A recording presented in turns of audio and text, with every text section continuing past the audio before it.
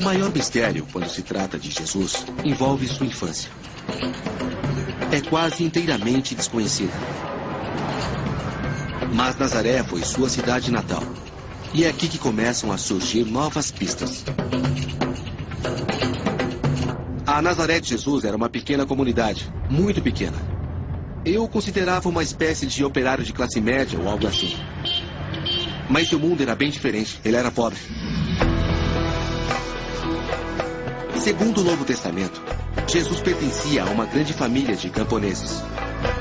Sua mãe Maria teve 5 filhos e várias filhas. O Evangelho de Mateus também diz que Jesus seguiu a profissão de José, seu pai, um carpinteiro. Mas por causa de uma tradução ruim de um antigo termo grego, as pessoas podem ter uma ideia errada sobre isso.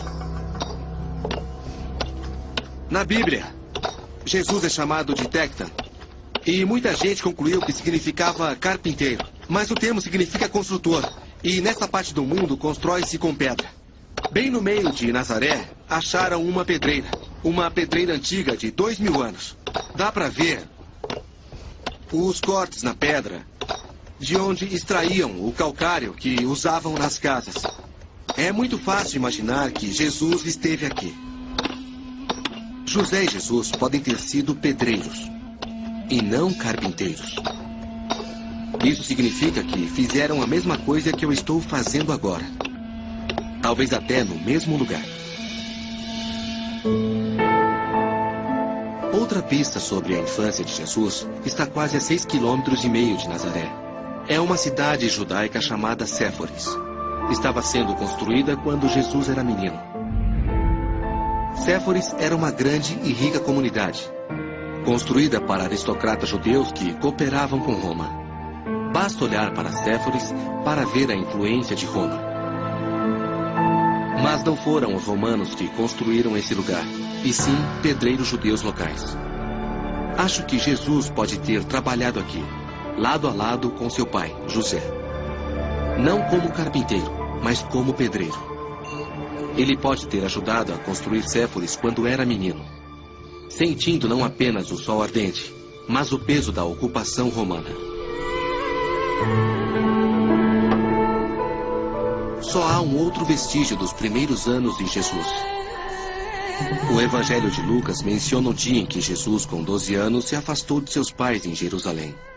E eles tiveram de procurá-lo. E finalmente o acharam no templo, entre os sábios, escutando-os e fazendo perguntas. E segundo o Evangelho de Lucas, todos que ouviam ficavam atônitos com sua percepção e suas respostas. Jesus cresceu entre pessoas que eram muito devotas, cercado por um mundo de poderosas crenças judaicas.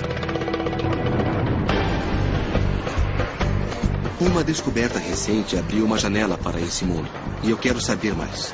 Então vou para o leste com meu amigo arqueólogo Brian Schultz. Nosso destino é uma área remota chamada Qumran, perto do Mar Morto. É um dos locais mais quentes e áridos da Terra. Em 1947, as cabras de um pastor beduíno foram parar numa caverna remota no alto dos penhascos de Qumran. Segundo consta, o homem a seguiu até lá e ficou surpreso ao ver alguns potes antigos na parte de trás da caverna, na maioria quebrados. Dentro, ele descobriu rolos de textos antigos. Eles ficaram conhecidos como os manuscritos do Mar Morto. Ali estavam documentos de 2000 anos detalhando as crenças de uma seita judaica chamada Os Essênios. E os restos da sua comunidade em Qumran também foram desenterrados. Isso está acontecendo em Jerusalém? De certa forma, a descoberta dos manuscritos do Mar Morto foi uma mini-revolução para entender o mundo de Jesus. Obviamente, era difícil viver aqui nessa região inóspita. O que os motivava? Acreditavam estar vivendo no fim dos tempos, que o fim do mundo, como eles o conheciam na época, iria chegar muito em breve. Isso significava que Israel não teria mais nenhum soberano estrangeiro no poder. Terminava o mal. Deus governava a partir de Jerusalém. Essa é uma das principais diferenças porque Jesus... Brian relata que os essênios viviam as crenças judaicas de uma forma radical. Muitos grupos sociais Eles eram diferentes. obcecados pela pureza e pelo apocalipse iminente. Essas pessoas, obviamente, se preocupavam muito com a pureza ritualística. Por que isso? Um dos textos principais é Isaías 40, versículo 3, que diz: uma voz clamando na imensidão prepara o caminho para o Senhor. Acreditavam que precisavam vir para cá e preparar o caminho para o Senhor. Isso significava ser ritualmente puro. E a Bíblia nos diz que para isso é preciso se banhar na água.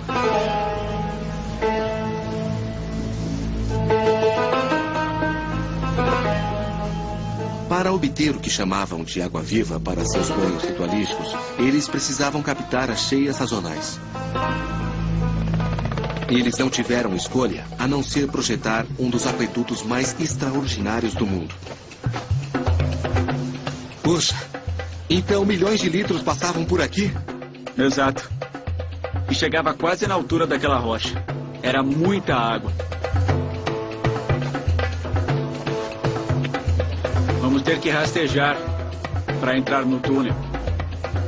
Cuidado com a cabeça. Está bem. Puxa.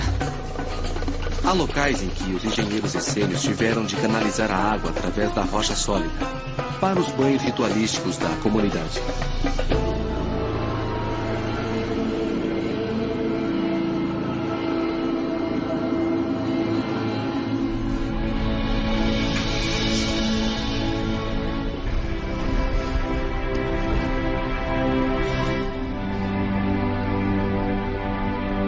Estou no Santuário do Livro, no museu que abriga os manuscritos do Mar Morto. Esses textos são realmente inestimáveis, pois nos revelam algo do mundo judaico do primeiro século de onde veio Jesus. Mas foi isso que inspirou Jesus? Teria sido ele um essênio? Para mim, a evidência dos pergaminhos revela que não era. A maioria dos textos é da Bíblia hebraica, essencialmente igual ao Antigo Testamento cristão. Também há registros detalhados das regras da comunidade. O que todas elas tornam claro é que os essênios eram uma seita judaica rígida e conservadora, que não permitia intrusos. Esse fato e suas obsessões apocalípticas os fazem parecer bem diferentes de Jesus. Era uma grande parte do mundo dele, mas de alguma forma não o envolvia. Ainda preciso descobrir o que transformou Jesus no que ele era. Para saber mais, estou a caminho do lugar onde ele viveu, ensinou e proferiu uma mensagem original e revolucionária.